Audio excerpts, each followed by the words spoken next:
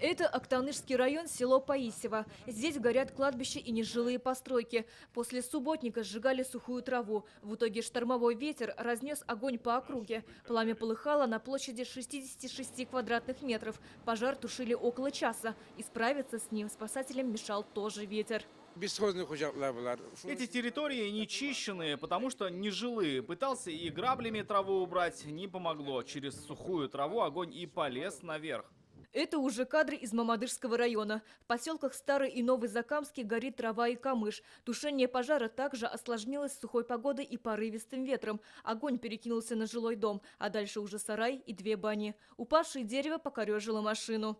Припарковала машину, только отошла буквально на 2 минуты и хрустнуло дерево, упало. То есть все случилось на моих глазах.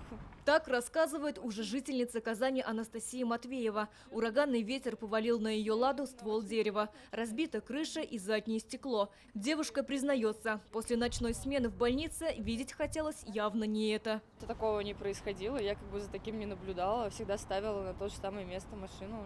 Никаких проблем никогда не было. Это уж от нас не зависит, как бы я считаю. Но в данном случае, как бы вы сами видите то, что в каком состоянии дерево, и то, что давно-давно его нужно было как бы спилить.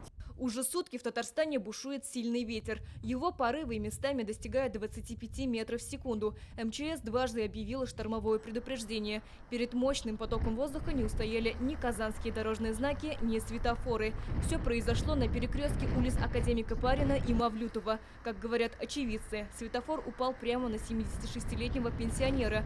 Его госпитализировали с переломом берцовой кости. Ураганный ветер сносит забор на Шамиля Усманова, с корнями вырывает ель на Серова, крушит теплицы в селе Большие Кабаны Лаишевского района. И все это сопровождается минусовой температурой ночью. Утром и днем до +4. К такой непогоде казанцы, признаются, готовы не были. Погода непредсказуемая. Очень тяжело справляться, когда ветер так сильно дует, лицо сдувает, уже просто тяжело на самом деле. Волосы развиваются, наверное. Да, они просто вот так вот разлетаются. Вчера ночью, когда открывал окно, там у меня тоже чуть окно не слетело.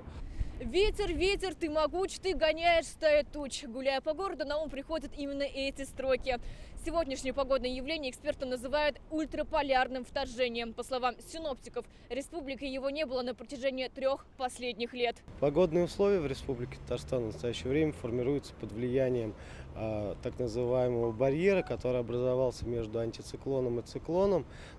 И большие, сильные, серьезные барические градиенты обусловливают такие погодные условия, то есть такой сильный ветер. Вчера и похолодание связано с вторжением арктических воздушных масс на территории республики. Сильный ветер в Татарстане сохранится и завтра. Местами его порывы будут достигать 26 метров в секунду. Температура воздуха не выше 9 градусов тепла. Сирина Сахапова, Адель Миндубаев, ТНВ, Казань.